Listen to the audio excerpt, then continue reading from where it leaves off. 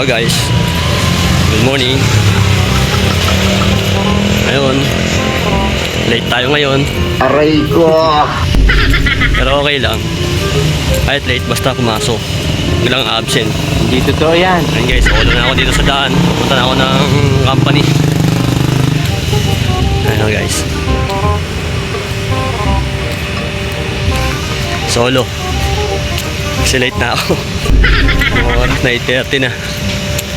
Dumaan pa kasi ako ng munisipyo.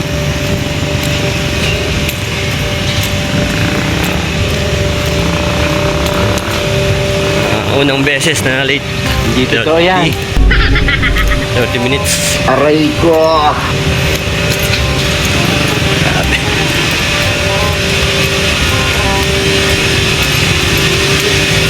Pero hindi naman palagi. Ngayon lang. Kasi nga may nasikaso pa ako. Hindi totoo yan. Hindi naman to araw-araw.